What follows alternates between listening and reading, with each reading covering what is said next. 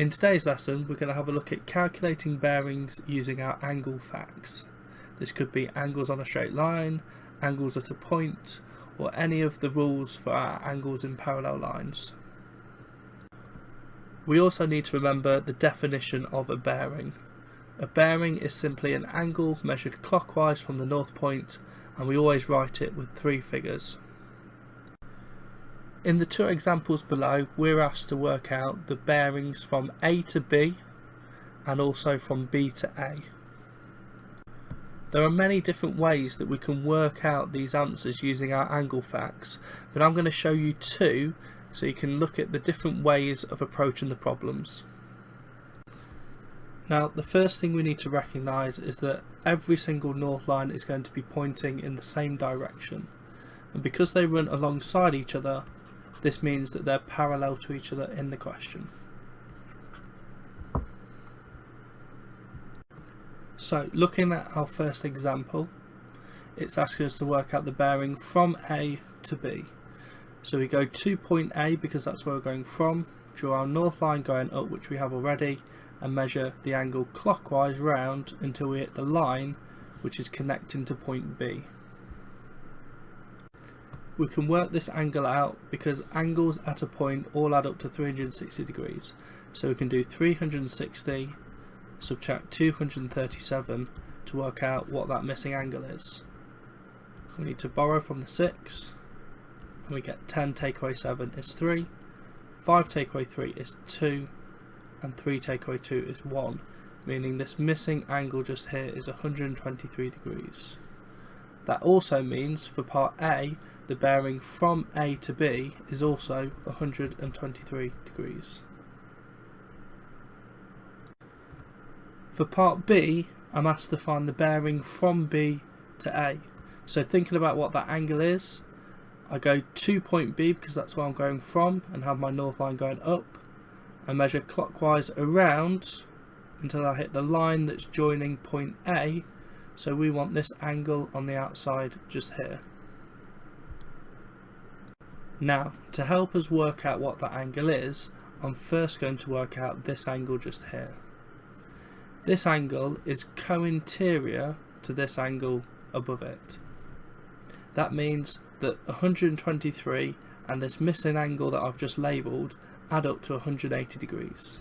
I can therefore do 180 subtract 123 to find out what it is. I need to start off by borrowing. 10 take away 3 is 7, 7 take away 2 is 5, and 1 take away 1 is 0. So I know that this missing angle just here is 57 degrees. Again, I can use the fact that angles at a point add up to 360 to subtract 57 and find the missing angle, which is the bearing from B to A. So I'm going to do 360 subtract 57. I need to borrow again, so I get 10 take away 7, which is 3, 5 take away 5, which is 0, and 3 take away nothing, which is 3. That therefore means that the angle on the outside is 303 degrees, and that also means that the bearing from B to A is also 303 degrees.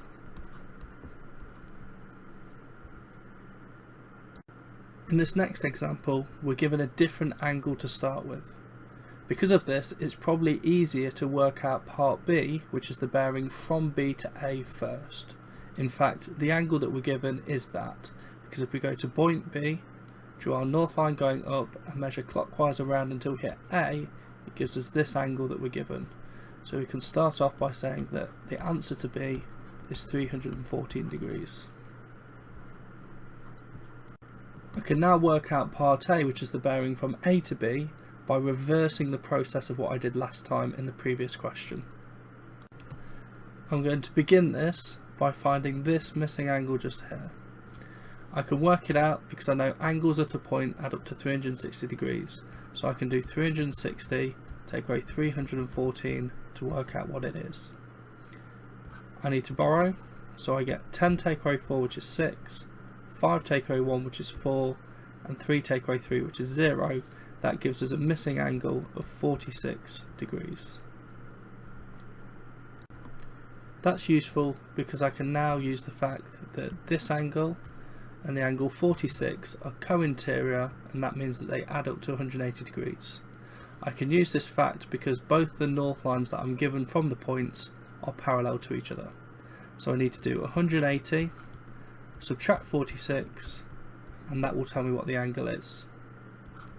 I need to borrow. 10 take away 6 is 4, 7 take away 4 is 3, and 1 take away nothing is 1. That means that the missing angle is 134 degrees. Now if you think about what we wanted to find, we wanted the bearing from A to B, and that's exactly what we've just worked out.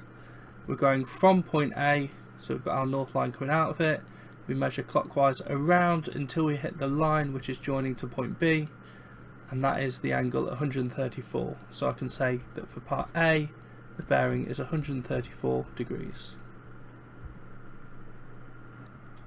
If you are struggling to complete some of the work from today's lesson, then please do not hesitate to get in touch via comment on Show My Homework. I'll try to make myself as available as possible and get a reply to you as quickly as I can. If the issue requires a little bit more input from myself, I might ask to arrange a time to meet on Teams where I can give you some personalised help with that specific problem.